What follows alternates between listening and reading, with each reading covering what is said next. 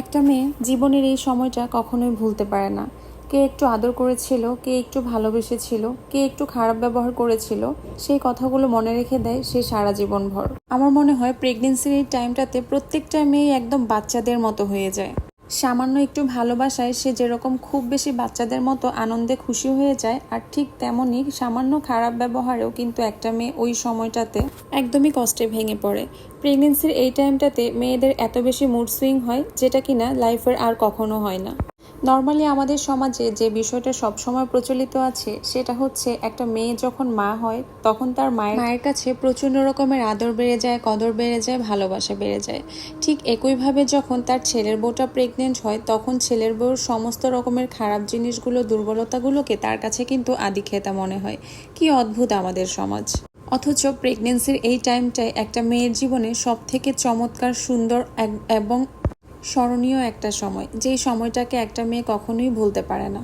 বাস্তবিক অর্থে প্রেগনেন্সিটা আমার কাছে কখনোই কোনো অসুস্থতা মনে হয়নি। সত্যিকার অর্থে বলতে গেলে প্রেগনেন্সিটা একটা সুখ। এটা একটা মেয়ের জীবনে কত বড় আনন্দের হতে পারে, এটা একটা মেয়ে ছাড়া আর কেউ কখনোই বুঝতে পারবে না। এই সময়টাতে বিভিন্ন টাইমের খারাপ লাগা থাকে, কষ্ট থাকে, কিন্তু একটা সময় গিয়ে মনে হয় যে এই কষ্টগুলোই এক ধরনের সব থেকে বড় আনন্দ। আমার এই সময়টাতে সবসময় মনে হতো কে আমার জন্য একটু কিছু রান্না করে নিয়ে আসবে, কে আমাকে একটু শুটকি ভর্তা করে খাওয়াবে, কে আমাকে ফোন দিয়ে খবর নিবে, তারাই হয়তো আমার সব থেকে বড় আপনজন। এই টাইমটাতে এমনিতেও আমার তেমন কিছু খেতে ইচ্ছা করতো না, কিন্তু এই টাইমটাতে যারা আমাকে স্মরণ করে আমার জন্য একটু কিছু রান্না করে এনেছে বা আমার কথা স্মরণ করে একটু কিছু আমার জন্য নিয়ে এসেছে, তাদেরকে আমি আজীবন মনে রেখে দিয়েছি।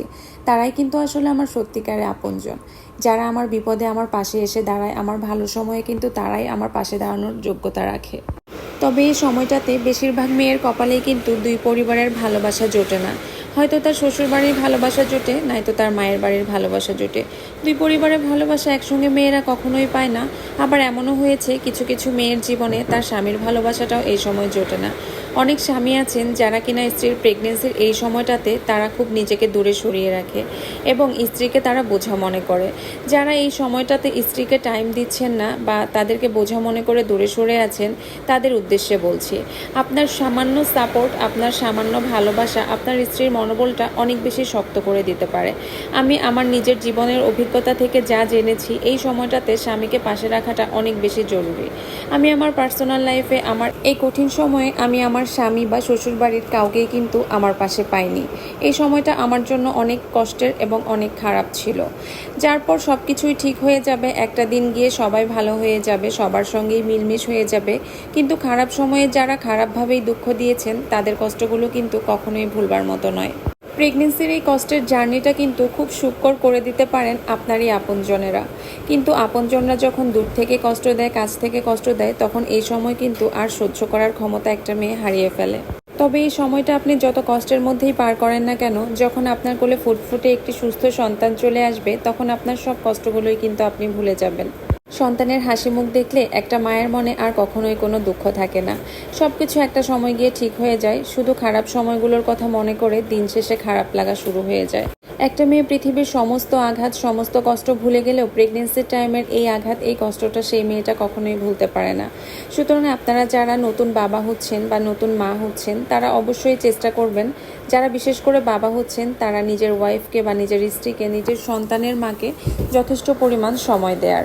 এই সময়টা যে আপনার জন্য কত বড় রহমত আর ফজিলত বয়ে আনবে, সেটা আপনি কল্পনাও করতে পারবেন না। স্ত্রীকে হালালভাবে সময় দিন, হালাল খাবার ভক্ষণ করান, স্ত্রীর পাশে থাকুন। এতে করে আল্লাহ আপনার সহায় হবে এবং আল্লাহ আপনার উপর সন্তুষ্ট থাকবে। আজকে অনেক কথা বলে ফেললাম। বেড়াতে গিয়েছিলাম এক আন্টির বাসায়। আন্টির বাসাটা পুরো একটা বাগান বাড়ির মতো। এই বাসায় গেলে আমি ভিডিও মেক না করে আসতেই পারি না। এত সুন্দর সুন্দর সব জিনিস আন্টির বাসায় আছে যে আমি গিয়ে পুরো পাগল হয়ে যাই যে কি থেকে কি করব, কোনটা ভিডিও করব না করব।